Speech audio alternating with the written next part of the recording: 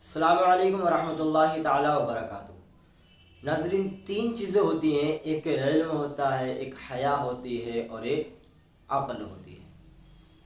ان تینوں چیزوں کے اندر سب سے زیادہ فضیلت کس کو حاصل ہے اور سب سے زیادہ جو ہے کس چیز کو انسان کی ضرورت پڑتی ہے، علم کی یا حیا کی یا عقل کی؟ ان تینوں میں سے کون سی چیز کی ضرورت انسان کو پہلے پڑتی ہے؟ جب اللہ تبارک و تعالیٰ نے حضرت آدم علیہ السلام کو بنایا، پیدا فرمایا، تو حضرت جبریل علیہ السلام تشریف لائے تینوں چیزیں لے کر کے، علم لائے، حیا اور عقل کو۔ جبریل علیہ السلام نے ان تینوں چیزوں کو پیش کیا، علم کو، حیا کو اور عقل کو، اور پھر فرمایا کہ ان میں سے جس ایک کو چاہو لے لو۔ حضرت آدم علیہ السلام نے اس وقت کیا پسند فرمایا اور کس چیز کو قبول فرمایا؟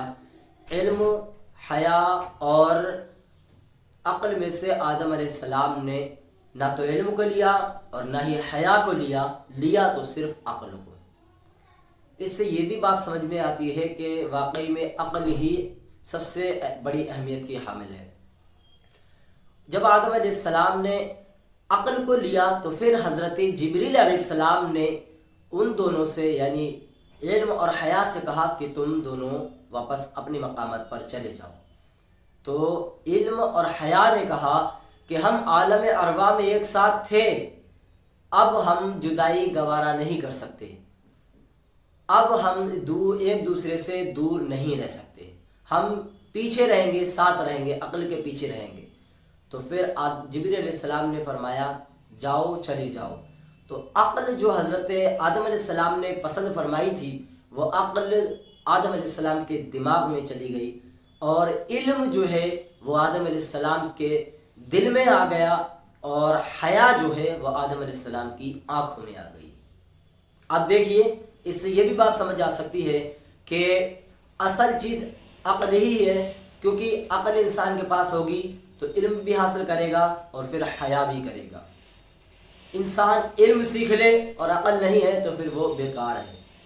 اصل چیز یہ ہے کہ انسان عقل ہونی چاہیے، عقل ہوگی تو پھر علم بھی حاصل کرے گا اور پھر حیا بھی کرتا رہے گا۔ عقل اگر نہیں ہے تو صرف علم حاصل کرنا کچھ کام نہیں دے گا، اور عقل کے بغیر اس کا علم اس کو فائدہ مند نہیں ہوگا۔